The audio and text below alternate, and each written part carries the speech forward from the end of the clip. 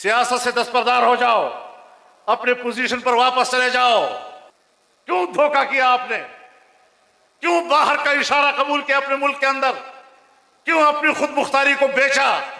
आज कहते हो 9 मई 9 मई 9 मई, और 9 मई को जो हुआ था वो गद्दारी है और हम ये कर देंगे हम वो कर देंगे। और खुदा के बंदे, तुम्हारी धांधली के नतीजे में जो मैंडेट सामने आया, अब 2 रास्ते हैं आपके लिए। या कह दो कि हमने धांधली की है, जिस तरह के हमारा दावा है आपके ऊपर, कह दो कि हमने धांधली की है। और अगर तुमने धांधली नहीं की तो फिर अवाम ने आपके 9 मई के बयानिए को दफन कर दिया, उसे मुस्तरद कर दिया। किस किस का रोना रोएं, किस किस का रोना रोएं।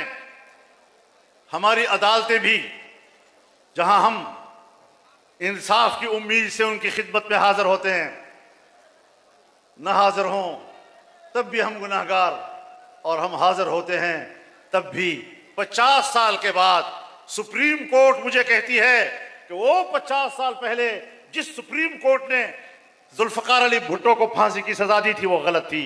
जब आप अपने उस फैसले को, जिसमें आप मुल्क के एक वजीर आजम को लटका देते हैं और 50 साल के बाद कहते हैं कि हमसे तो गलती हुई थी। हम आईन की जुबान में बात कर रहे हैं, तुम आईन को कबूल कर लो, आईन के मुताबिक जिंदगी गुजारो, आईन के मुताबिक जनरल रहो, आईन के मुताबिक फौजी रहो। मैं सबसे ज्यादा आपका एहतराम करने वाला हूं। अगर मैं फौजी नहीं बन सकता, अगर मैं फौज की वर्दी नहीं पहन सकता, और मेरे लिए जायज नहीं है, मेरा आईन और कानून मुझे इसकी इजाजत नहीं देता, आप कौन होते हैं कि मेरा लिबास पहनकर सियासी मैदान में आकर सियासी किरदार अदा करो? दोस्त धमकी नहीं चलेगी।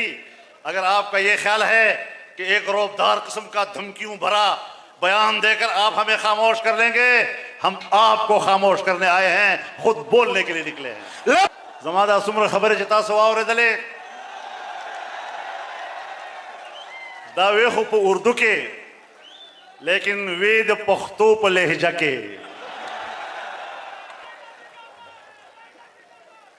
औस्तासो तरफ ना जदोई दा खबर कौम जमादा खबर जो उर्दू के वे दादा पख्तो पजामा के उगो रहे दा सर जो जिसम माने बरा खकारी दा इज्जत वाड़ी इज्जत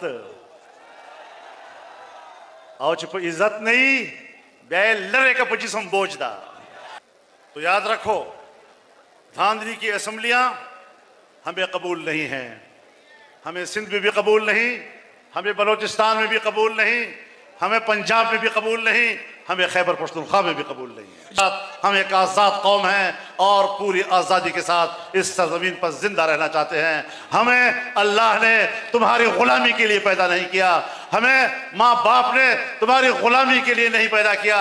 मैं आज इनको पैगाम देना चाहता हूँ, वही पैगाम जो हजरत उमर रज़ी अल्लाह तआला अन्हु ने दिया था, मतस्तअबदतुमुन्नास वक़द वलदतहुम उम्महातुहुम अहरारा।